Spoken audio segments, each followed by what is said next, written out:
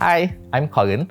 I'm a senior lecturer at the Department of Computer Science, NUS School of Computing, National University of Singapore.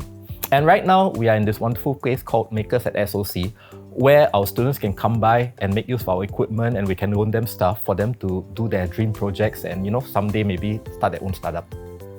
I was truly really, what you call an outstanding student. One of the things that I always had a habit of doing, right, was literally disrupting class. So when the teacher said something, right, I'll go like, oh, are you sure or not, And I'll be like talking loudly with my classmates and all. And almost invariably, right, I'll be sent to the teacher's room like maybe once or twice a day. And I'll be like standing outside the teacher's room.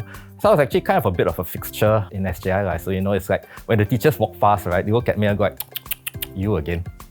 And then the principal walked by and he'll go like, why are you here again? This kind of thing. But I think one particularly memorable day, right? And what happened was that my birthday had been a couple of days earlier. My classmates, right? They dragged me across the road to this big field across the road. And then, right, they started throwing eggs at me. So the idea was I'll be running around and they'll just be like trying their best to throw eggs at me.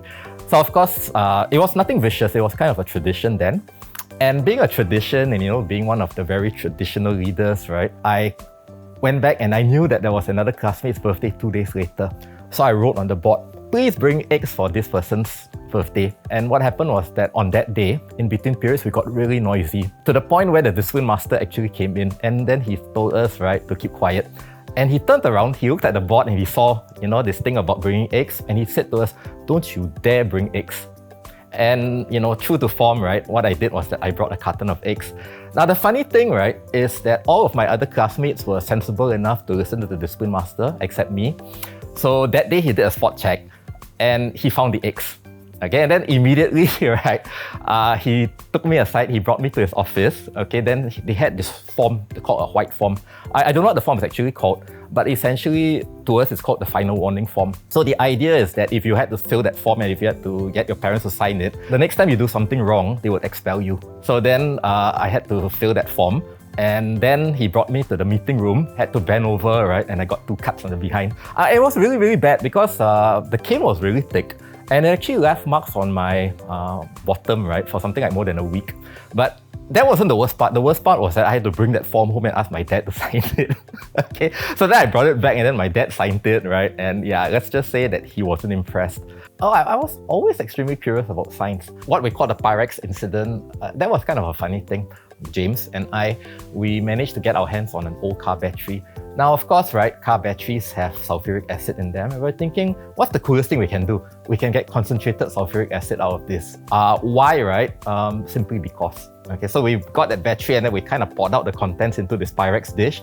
So water boils at 100 degrees, sulfuric acid boils around 200 degrees. So therefore, the smartest thing to do was to actually leave the cover open, boil it, right? Let all the water boil off until it stops boiling. Okay, then you'd have concentrated sulfuric acid. But being very smart people, what we did was that we decided to collect the water that boils off to see whether or not we can get any more acid out of that. So what we did was we put this bowl in the center of the Pyrex dish, and then the Pyrex cover was kind of concave like that, right?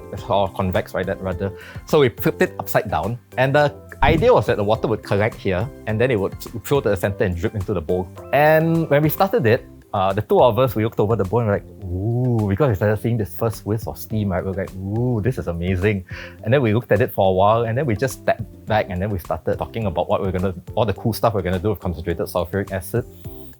And at that point, right, suddenly there was this really, really huge bang, just a simple bang, right? And then there was like Pyrex and liquid flying everywhere. Essentially, the dish had exploded. Again, we never figured out why the dish exploded, but the dish exploded. Now, I managed to get away. I think James kind of got hit by one of the pieces of Pyrex, I think on his arm or something like that, and he was bleeding. And the two of us were like looking at this and we just kept laughing and laughing. Yeah, so I was always someone who really absolutely loved science. It's the kind of positive influence that we have on our students' lives. So for example, sometimes I have students coming back to me and then I see, that they are very successful and I know that they're very successful because I've read about them in publications and all. And they would tell me, Prof, do you know that the reason why I chose this particular career path is because at some point in time you said this and this and that, and I'll go like, really? I said that? I never ever recall saying anything wise, but nonetheless, somehow students catch on to little things that I say, and it helps them to make certain decisions that eventually they find, right? They find success in those decisions. Yeah, so it's really very touching about, the kind of influence we can have on our students' lives. I think as a Gen Xer, right, I think we are probably the most fortunate generation. We really had a lot of fun, We also were very fortunate because at that point in time, we didn't have computers, we didn't have mobile phones. So we spent a lot of our time outdoors, right? We would play catching, and then we would go catch spiders, put them in these matchboxes, and then we'll have spider fights. So then we'll open the matchboxes and get the spiders to fight. Now, what I would advise my students, right? Forget, advertising yourself, forget social media. Social media is toxic, forget Instagramming, forget getting these nice pictures of your food, getting nice pictures of yourself, telling people what a great time you're having. Forget all of this, right? And just go out, do something meaningful, do something beyond that pushes the boundaries of your comfort. Go teach, go have fun, go experiment, go serve your society. Do something worthwhile.